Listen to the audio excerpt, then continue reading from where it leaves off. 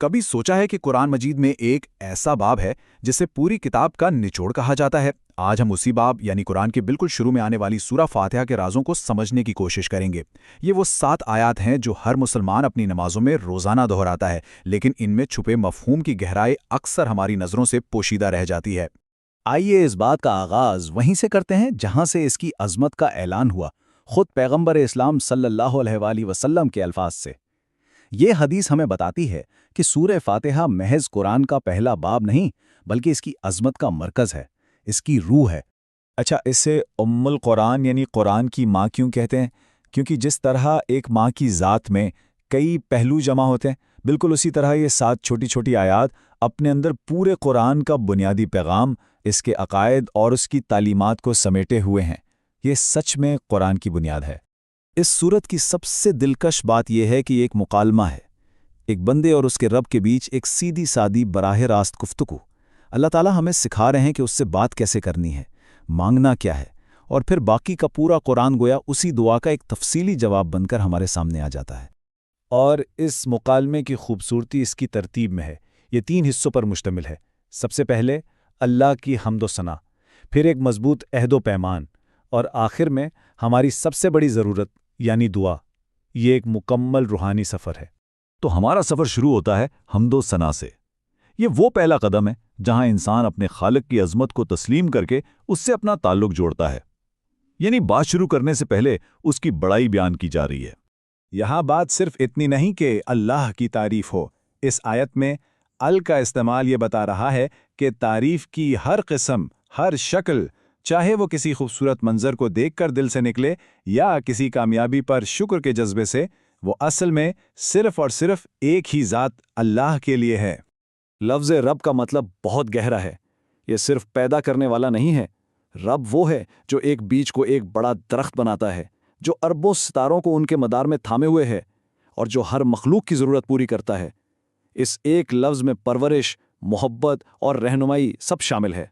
اللہ کی ربوبیت کے فوراً بعد اس کی رحمت کا ذکر ہے۔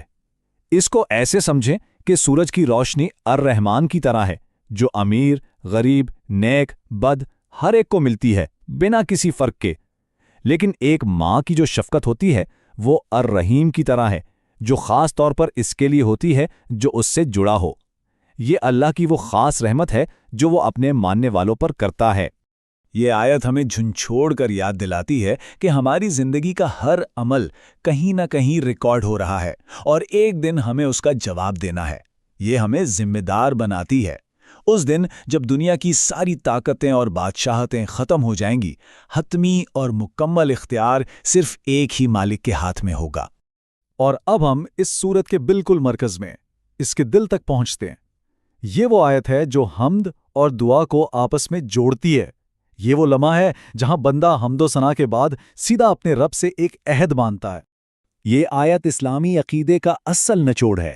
یہاں آیات یعنی صرف تیری کو شروع میں لانا اس بات پر زور دیتا ہے کہ ہماری عبادت کا مرکز، ہماری مدد کی پکار کا مرکز کوئی اور نہیں بلکہ صرف اور صرف اللہ کی ذات ہے۔ یہ شرک کی ہر شکل کو رد کرتا ہے۔ یہ عہد ایک مومن کی پوری زندگی کا زاویہ بدل دیتا ہے۔ یہ اعلان ہے کہ ہماری وفاداری، ہماری امید، ہمارا بھروسہ سب کچھ صرف ایک ذات سے ہے۔ یہ اپنی کمزوری کا اعتراف ہے اور اس کی لامحدود طاقت پر یقین کا اظہار ہے۔ تو اللہ کی حمد بیان کرنے اور اس سے اپنا عہد پکا کرنے کے بعد اب ہم اس مکالمے کے آخری اور سب سے اہم حصے کی طرف آتے ہیں، دعا۔ اب بندہ مانگنے کے لیے پوری طرح تیار ہے۔ اتنی تمہید کے بعد انسان اپنے رب سے سب سے قیمتی چیز طلب کرتا ہے، سیدھا راستہ۔ اور یہ صرف روحانی رہنمائی کی دعا نہیں ہے، یہ زندگی کے ہر معاملے میں، چاہے وہ ذاتی ہو یا پیشہ ورانہ، صحیح فیصلے کرنے کے لیے رہنمائی کی درخواست ہے۔ لیکن یہ دعا یہاں ادھوری نہیں چھوڑی گئی، یہ یہیں ختم نہیں ہوتی، بلکہ اگلی آیت اس سیدھے راستے کی پوری وضاحت کرتی ہے، ایک ایسی تصویر کھینچتی ہے جس سے منظر بالکل صاف نظر آنے لگتی ہے۔ آخری آیت سیدھے راستے کو 3 گروہوں کی مثال سے سمجھاتی ہے۔ ہم دعا کرتے ہیں کہ ہمیں ان لوگوں کے راستے پر چلا جن پر انعام ہوا، یعنی وہ جن کے پاس علم بھی تھا اور انہوں نے اس پر عمل بھی کیا، اور ہمیں ان 2 راستوں سے بچا، ایک ان کا جن پر غضب ہوا، یعنی وہ جو علم رکھنے کے باوجود نافرمانی کرتے ہیں، اور دوسرے گمراہوں کا جن کے پاس نہ علم ہے نہ عمل۔ تو اب ہم اس الہی مکالمے کے اختتام پر پہنچتے ہیں، جہاں دعا اور اس کا جواب مل کر ایک عظیم حقیقت کو ہمارے سامنے لاتے ہیں۔ یہ کتنا حیرت انگیز تصور ہے۔ جب بھی ہم سورہ فاتحہ پڑھتے ہیں، ہم ایک سوال کرتے ہیں، اے اللہ، سیدھا راستہ کیا ہے؟ اور اس کے فوراً بعد شروع ہونے والا پورا قرآن اس ایک سوال کا مفصل اور مکمل جواب ہے۔ گویا قرآن ایک خزانہ ہے جس کی چابی سورہ فاتحہ ہے۔ تو آخر میں ایک سوال سوچنے کے لیے چھوڑ جاتے ہیں، اگر یہ سورت وہ دعا ہے جو ہم اپنے رب سے کرتے ہیں، تو ہم اپنی زندگی کو، اپنے اعمال اور اپنے فیصلوں کو اس دعا کا ایک عملی جواب کیسے بنا سکتے ہیں؟